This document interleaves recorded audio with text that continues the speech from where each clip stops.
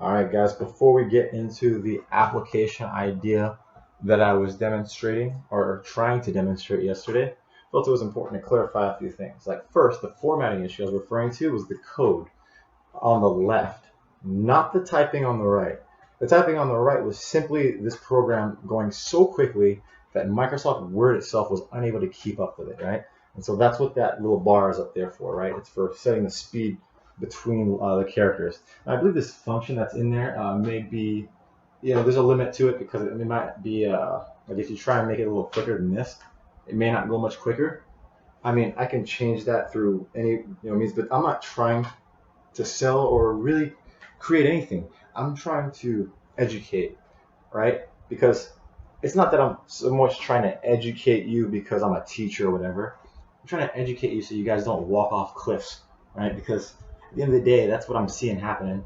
And if I try to warn people not to walk off cliffs at my age, competing with companies, they just look at me like I'm stupid as they're literally putting their money in people's pockets to orient them off cliffs.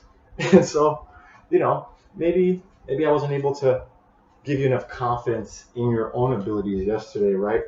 Maybe you're just too popular to feel comfortable writing your password down in your own underwear, right? Because, when's the last time you saw someone's name in their underwear or heard of that situation, right? Put your password on your underwear tag. I don't care, but wouldn't that be better than putting it on your computer? All right, so let's get back into it now, right? Two-step verification. How does that work? Well, basically, instead of having just one, means of locking you out of an application, what happens is before you can get past the first lock, similar to like a dual key on a nuclear warhead, you have to have two keys, right? One's on like your phone, and the other one is is on the actual application itself. Now, the reason why I believe my idea is so much better is because, well, one, and I can't really get into, I guess, too much the typicalness of it because it'll start to lose you guys. But I'll explain how theirs works, and because of how simple it is, you can apply basically the difference between a two-step verification idea made by software engineers. So basically a software engineer verifying software through software versus a mechanical engineer understanding the physical phenomena of the world and applying that, right? And so it sounds more complicated, but it's so simple you guys will get it. So, for theirs, usually it's something like an application with a button, or a phone call, and then you hit pound and then it closes out, right? Real simple, but it's just two means of verification. All right. So here's an idea that I can show you. And so now imagine there's like a password before you get here. But this isn't the code that I give you, right? This is the code you make for yourself, right? This is the application that gets typed out, and you get to see how it works, right? So like you can delete out a line, you can change out these right here. And so the benefit of this is that because you can create your own program, you can make arbitrary numbers of them, right? And so not only does that mean you can basically change your password every single day if you wanted to, right? Before you left, you just made another program real quick and then you walk out, but you could even make fake versions, right? So instead of, distributing out one password manager, right, which is already better, right? And so you have 5 passwords, you have 5 password managers. You could have 5 passwords and 20 password managers, right? You're thinking to yourself, well, that seems kind of messy. And it's like, well, like how big really is this thing, right? And it's like 20 megabytes, like 1 gig. I don't know if you guys know what 1 gig is, but it's very small, see? So let's go ahead and see what happens here, right? When you hit this verification button in my head, what would happen is this little number that's about to pop up would actually just be a status, right? And then you would get that off your phone or whatever, and then you would come over here and you type in the 2. Boom, you hit commit, you close it out. All right, so now you get your little window. All right, look at this, right? You got your passcode, the same little thing here if you need to slow it down. And then what happens? You just Boom, you drop your password, lean on the keys.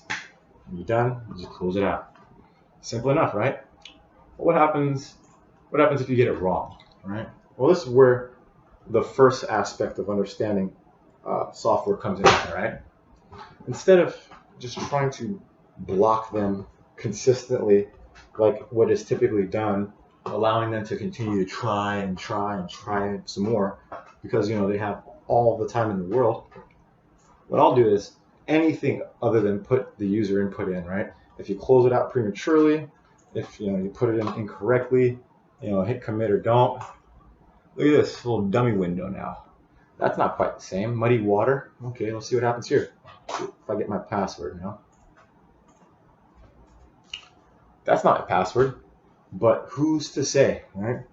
Now this is where it comes in to be even better, in my opinion, because most of what the program's doing is just trying over and over and over again. It runs through a decent amount of effort, right?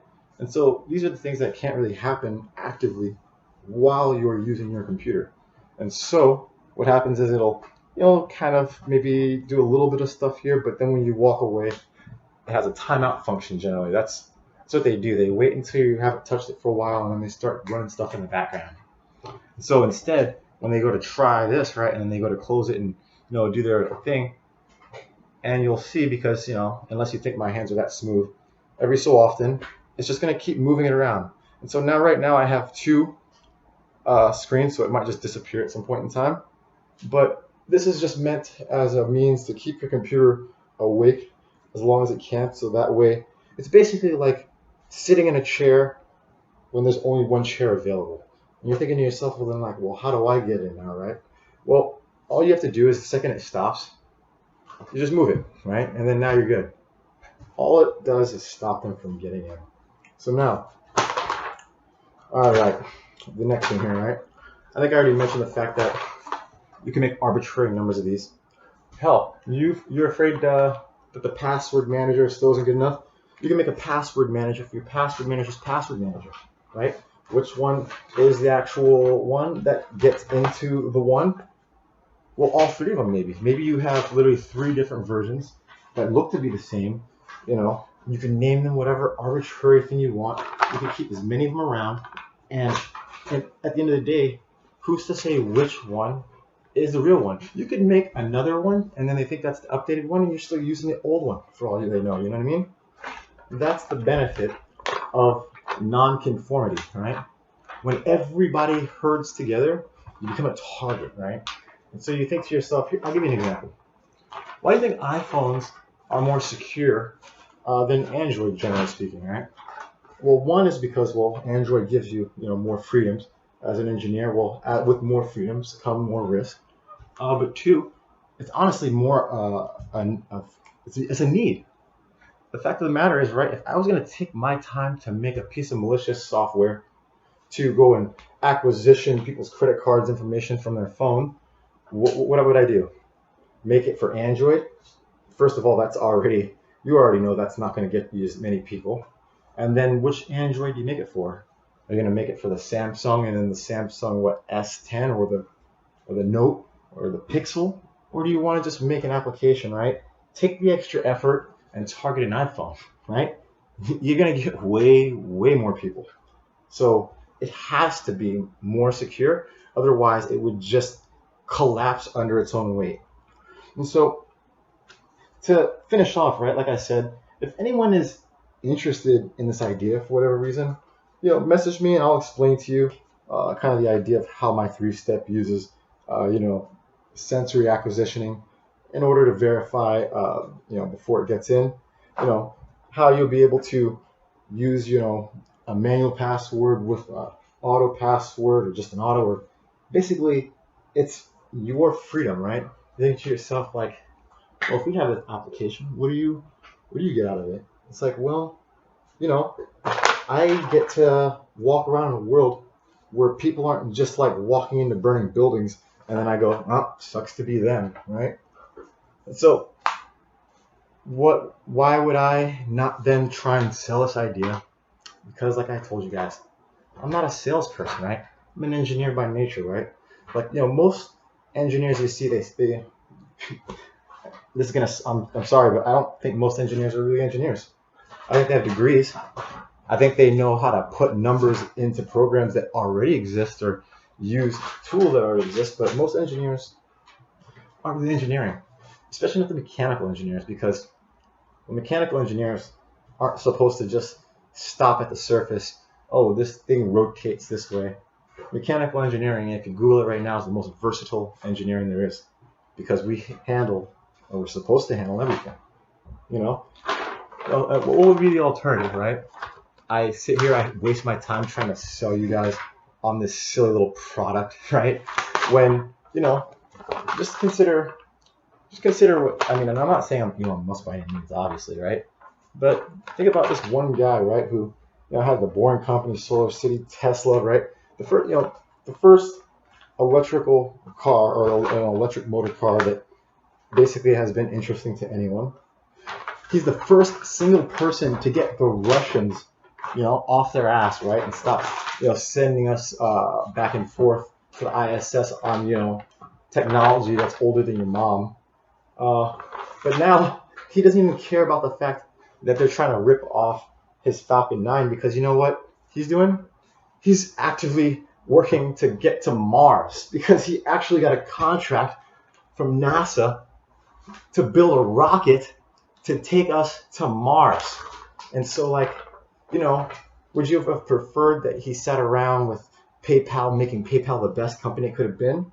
Or would you prefer to have Tesla, Solar City, the Falcon 9s re-landing themselves, just the amount of things that this man is able to accomplish, it seems really crazy. But in reality, the problem is that if you spend all of your time trying to protect your first good idea, it'll be your last good idea. That requires way too much effort, right? You're walking around the world with that in your head. You're trying to become a salesperson. It's like, that's not my goal.